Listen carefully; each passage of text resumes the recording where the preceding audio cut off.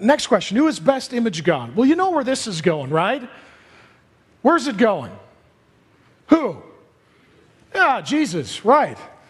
Not shocking. 2 Corinthians 4:4, it speaks of Christ, who is the image. Well, there's the language of Genesis 1:5-9, there it is. Christ is the image of God.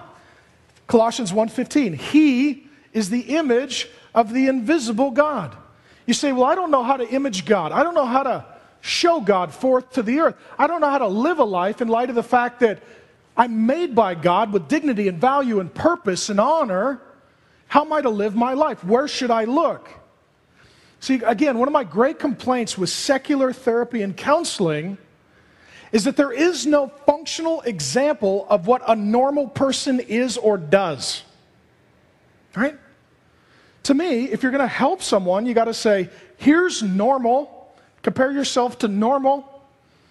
And wherever you fall short, those are areas that are going to need work. If we can't agree on what normal is, then we can't really help people. Jesus is what a normal human being is supposed to be like. Jesus is what you and I would be like without sin.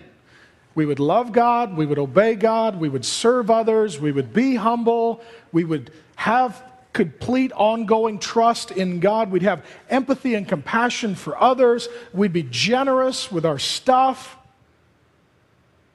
The worst thing that we do, we say, I'm normal, I'm going to judge everyone else by me, and if they're not like me, there's something wrong with them. This is what we do. In that, there's this attempt to define what's a regular person look like. What's a normal person look like? Jesus is normal, right? He is normative. All of us, abnormal. We're sinners. He's not. Had sin not come into the world, you and I would image God, reflect God, show God like Jesus does. I'll use an analogy from John Calvin, great theologian. He said that we are to image God means to reflect God like a mirror. Right? You remember when Moses got some time with God in the Old Testament? His face, his countenance radiated the glory of God. Calvin says rightly, we are to radiate the glory of God. We are to, like a mirror, reflect God to the earth. That's what we are to do. God is loving. The earth should see that through us. God is truthful. The earth should see that through us. God is compassionate and merciful and just and patient and holy and righteous. And the earth should see that as we mirror God to the earth. Because of sin, we don't mirror God well.